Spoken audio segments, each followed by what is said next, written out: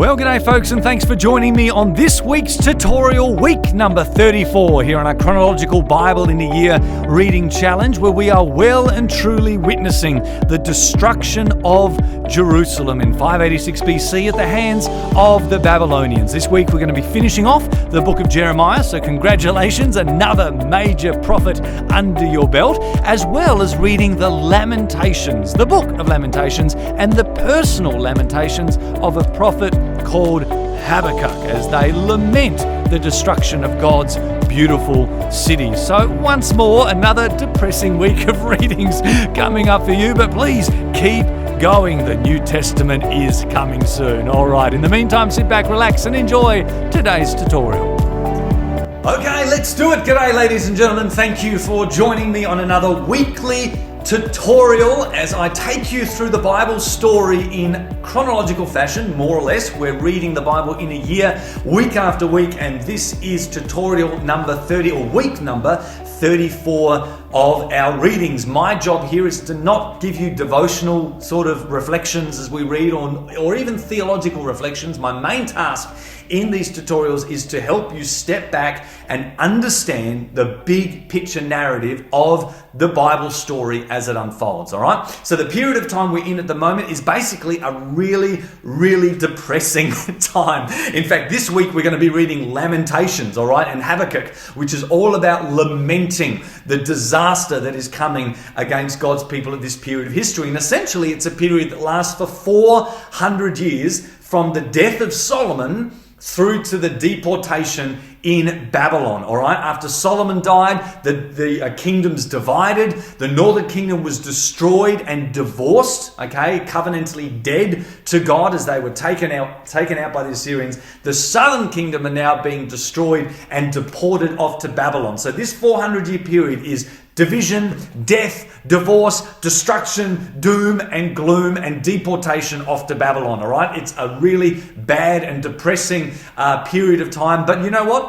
No surprise. We knew this was coming because good old Moses told us centuries earlier that if God's people would disobey his covenant, these very things would happen to them. And the prophets come, and no matter how many times they reminded God's people, and I'm sure you've been frustrated as you've read the story, just watching God's people repeat the same sinful lessons as they defy God's covenant. So this destruction is coming upon them as their covenant has promised, all right? Well, right now we're up to the point in the narrative where Jerusalem has been destroyed. We read about that last week, and King Nebuchadnezzar basically is in charge of that. Before we look at the end of Jeremiah, which we're finishing off Jeremiah this week, I do want to highlight, though, the various campaigns that Nebuchadnezzar has brought against Jerusalem, all right? Because it's not, I just want to make it clear for you, because it's important as we understand the big picture and we see some other prophetic voices coming in the future. So here's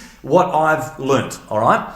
The last three kings in Judah, Jehoiakim, Jehoiachin, and Zedekiah, each of them had Nebuchadnezzar invade and deport people during their reigns, all right? So the very first time, Jehoiakim, when Nebuchadnezzar, in the first year of him being king, he was very ambitious, all right?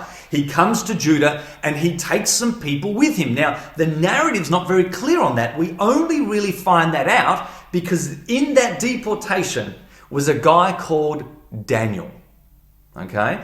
That's why it's important. Daniel is taken away to Babylon way there in about 605 BC, and he's taken off into Babylon. The second conquest came in the period of the next king, about 8 years later, Jehoiachin, okay? And when that invasion took place, that's when Nebuchadnezzar himself came to the city of Jerusalem. He ransacked the temple and he took that king, Jehoiachin, away with him to Babylon. That's also important to know because within that exile or deportation was a guy called Ezekiel, which we'll find out about later. Okay, so we've got Daniel and we've got Ezekiel, and the third invasion into Judah was basically the final one, all right, the one we're reading about at the moment, when Jeremiah is right there in the thick of it in 586, 587 BC, when Nebuchadnezzar makes a final destruction of Jerusalem, burns the city and the temple and everything to the ground, and takes a whole another bunch of exiles along with him. All right, so 3 deportations in the last 3 kings of Judah, and those 3 key prophets are all involved. Daniel, who's in Babylon, we'll get to him later. Ezekiel in Babylon, we'll get to him very soon. And Jeremiah, who's watching it all happen during the last deportation. All right, so I hope that helps bring some clarity as we look forward into the future. Okay, we are finishing off the book of Jeremiah this week. It is essentially the last 12 chapters. A whole bunch of it is narrative. What we're going to find out is that when Jerusalem falls, Jeremiah is given the choice as to whether he wants to go off into Babylon or stay in his homeland, Benjamin. He decides to stay with a group of a peasant group, basically a remnant, and that group of people, while they begin in Benjamin, they actually end up going down to Egypt, even though Jeremiah warns them not to. You read about that this week. Never mind, you'll see all that happen.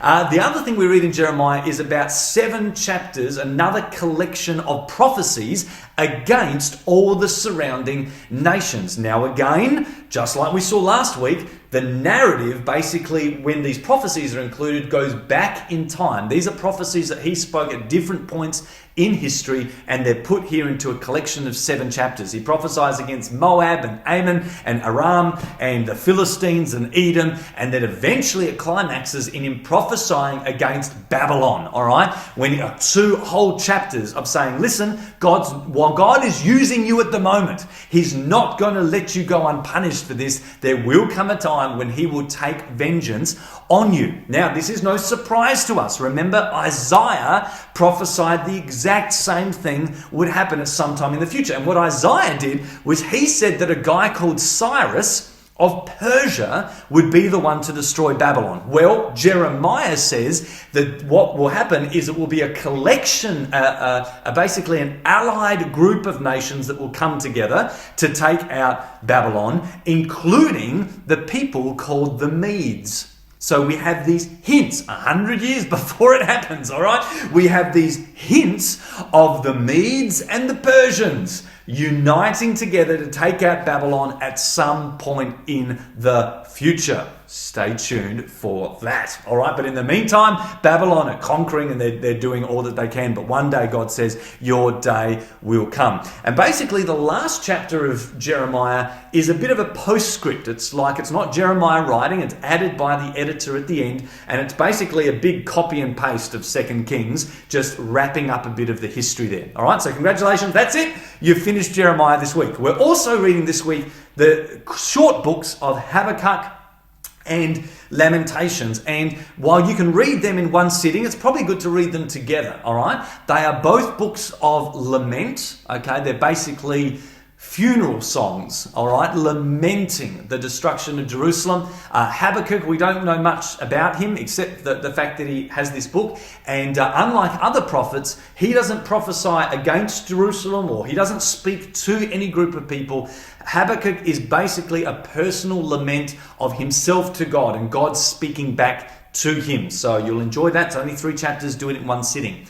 Then we've got the Book of Lamentations, which is either written by Jeremiah or at least significantly influenced by him. And that's 5 chapters, all right? The first 4 chapters are 4 acrostic poems. Now, remember we talked about acrostic poems in the Psalms. It's basically where every stanza of the poem begins with the next letter of the Hebrew alphabet. So A, B, C, D, or whatever the Hebrew equivalent is, all right? 22 letters in the Hebrew alphabet, 22 stanzas, and each of those 4 chapters, those 4 poems are like that. They're each different, but they are each in some way lamenting the destruction of Jerusalem. And the Book of Lamentations actually became used over history with the Jewish people to recognize and to remember the destruction of Jerusalem. Incidentally, Jerusalem being destroyed now by Nebuchadnezzar, this very same thing happens again in the 1st century with Rome. And both instances happen in about the same month, about July or August. So the Book of Lamentations historically has been used every July, August. It's a history called, let me read, I've got it written down here, Tish B'Av. Okay, it's a special festival where Jewish people lament and mourn the destruction of Jerusalem those 2 times. So Lamentations is not a book of someone who's just angry and having it out with God. No, it's a very systematic book written and designed for God's people to mourn and to grieve together over the loss of Jerusalem. So what you're reading this week is basically a lot of depressing stuff. As I said at the start, it's pretty depressing, but there's always, remember, hints of hope. And even in Lamentations, a whole book devoted to mourning and grieving. Let me get emotional for a second. Let me get devotional for a second.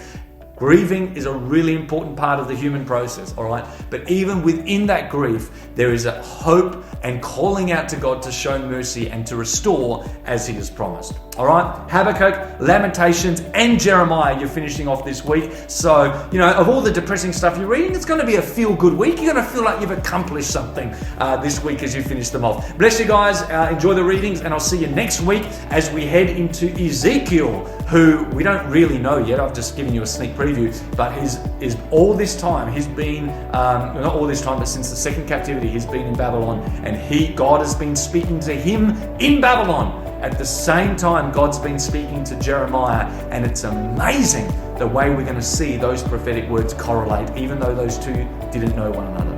All right, bless you guys, and we'll see you next week.